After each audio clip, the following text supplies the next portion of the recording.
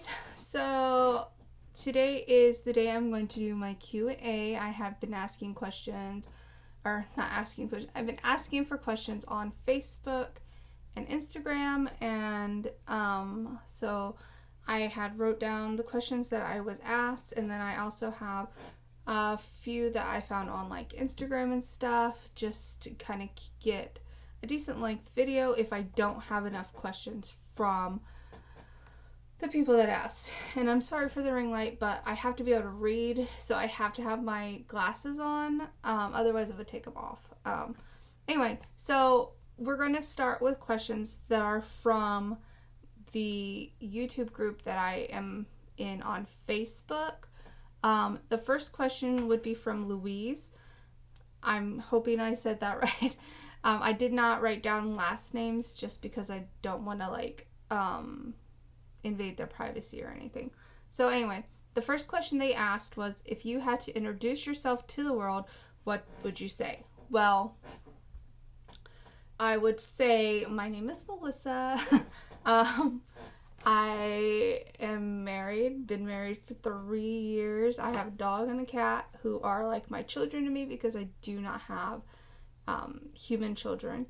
I like crafting, cooking, reading. I love music. I love holidays. Like, as you can see, I'm decorated for Halloween, and soon I'll be decorating for Christmas, at least in the office, so I can, because I'll need it for video purposes. And then yeah, I mean, I don't really know what I would tell the world. I mean, it took me a long time to get to where I am, to learn to just accept myself as I am, and that others would also just accept me, and if they didn't like who I was, they just didn't need to bother with me. This is me, guys. This is me. So if you don't like me, don't follow me. I don't ask for people to subscribe to my channel unless you really like to. So this is me.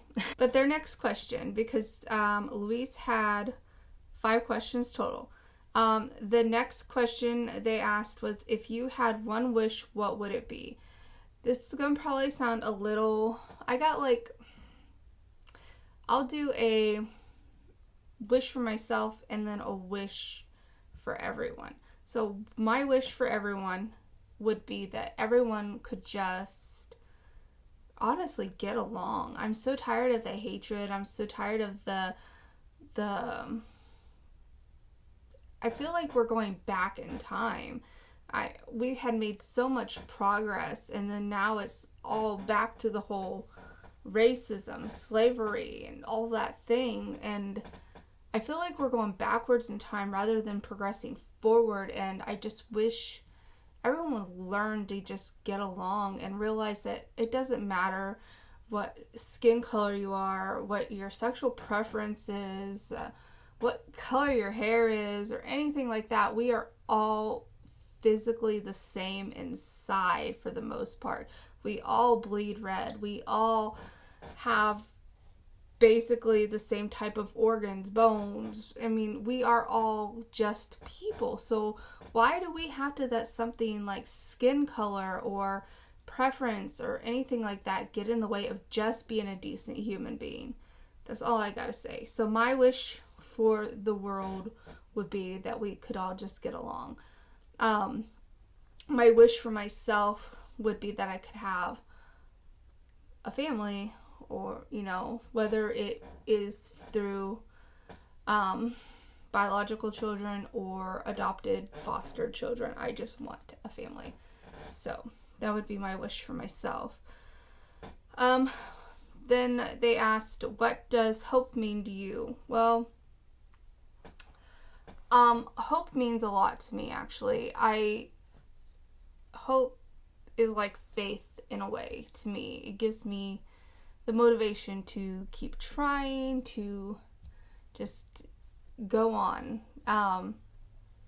Because I lost hope a long time ago. I did. I lost a lot of hope. And it took me a long time to get that hope back. So, Their next question is, what does love mean to you? Well, it's kind of like the same thing almost. For me, love is like it's really hard to explain, but it was also something that I gave up on, and it took a long time to get to the point where I wanted to try again. And I'm glad I did, because had I not come to that decision, I would have never met my husband, we would never got married, and we wouldn't be where we are now. So for me, love is just, it's hard to explain. It's like, for me, it's like this feeling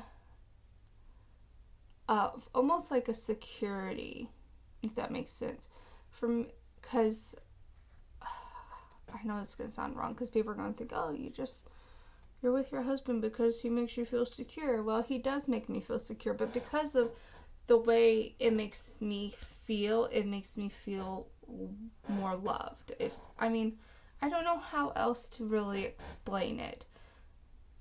It's just like love is a hard thing to explain. Everyone's preferences are going to be different. All right, so my next question is also from Louise, and they asked, what is your top 5 quotes and why are they your favorites? So we're going to go in no particular order. I wrote them down so I wouldn't forget them. The first one is, find out who you are and do it on purpose, and it's from Dolly Parton. And I like this quote because it speaks the truth. Everyone is different, like emotionally, personality, stuff like that. Everyone has differences. So you just need to find out who you want to be, and you need to do it because that's what you want to do. You don't need to let anyone else influence you. The next one is, love is like a flower, it takes time to grow. I've never heard anyone else say this before, but I've been saying it forever. And the reason I like this quote, why I've always said it, and I even Googled it, and it doesn't come up as anyone said it, so I guess I say it. But it's true. Like, you can't expect love to just blossom overnight. It takes time to really find that level of commitment. You can love something and then turn around and hate it the next day, and that's not real love. True love really does take time to blossom and to grow and to last a lifetime.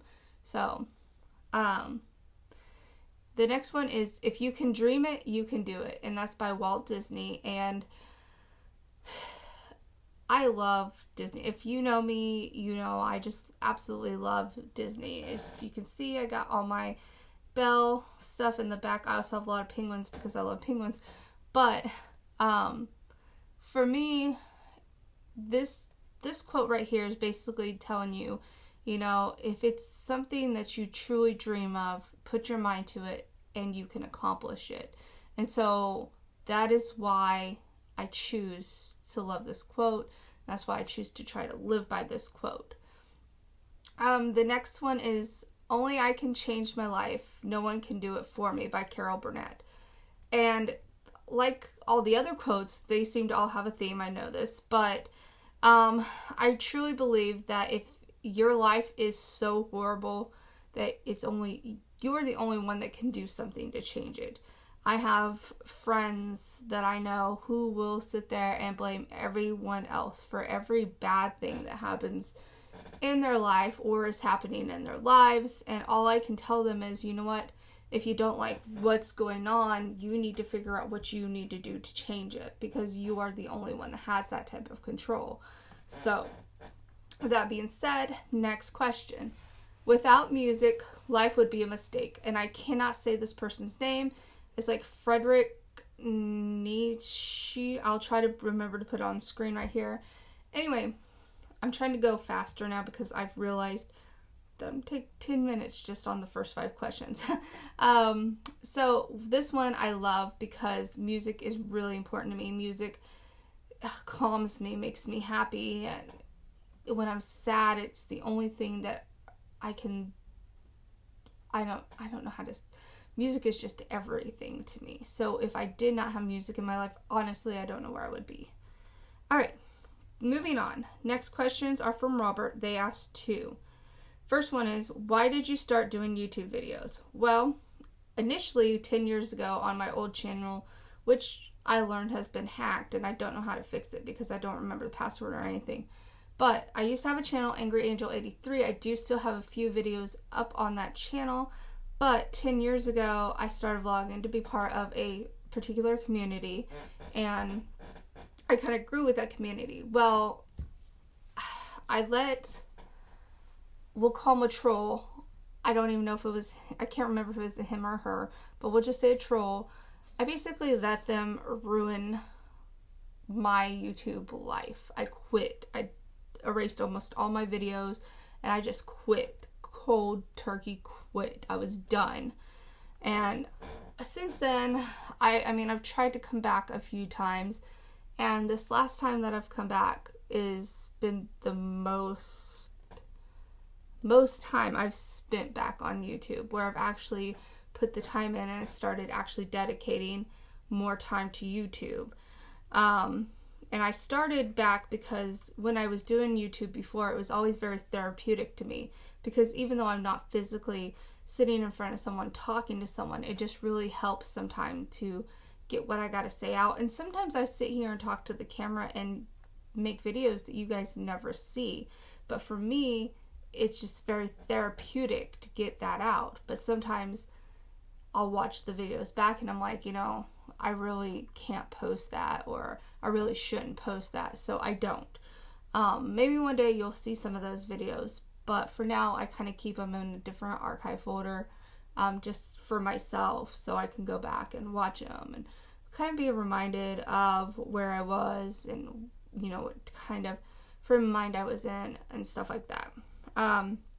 Next they said, do you do it for a hobby or are you trying to make it a full-time job? I do it for, we'll call it a hobby, but I do it just, like I said, for therapeutic reasons. I never had any intentions of making it a full-time job. Maybe one day I might start monetizing my videos, but for now I just don't even do that, because to me, I feel like when you start, I don't know.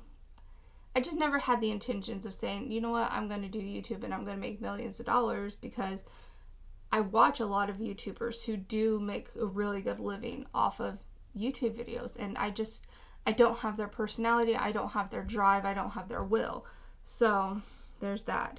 Also, I started doing it again because, making videos and learning to, like, on the PC I knew how to edit pretty good, but on the Mac I'm still learning. So if you notice my videos aren't that great, that's because I'm new to editing on a Mac. So, but I like doing it. I like making videos. I like editing.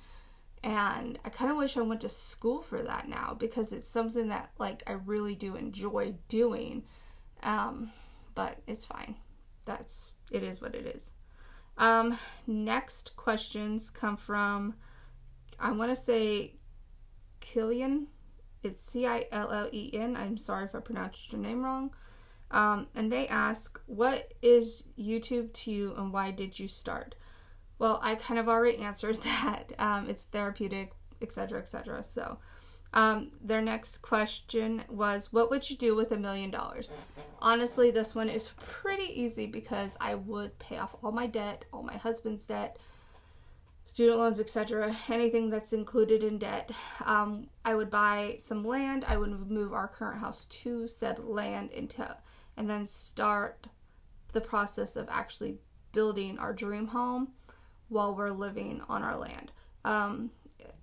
And then, let's see, I would pay off cars, which is also debt, I guess, but and then I would invest a lot of it.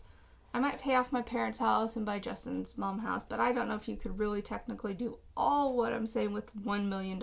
So we'll stick with the basics of paying off debt, buying land, etc. Amanda's Right Life, that's her YouTube channel, said, what would you do if there were no laws for 24 hours? So basically the purge. Honestly, I have no desires to kill anyone, to beat anyone, steal anything. No desires. So honestly, I'd probably just stay home in my pajamas lock my doors and hope no one's coming to kill me.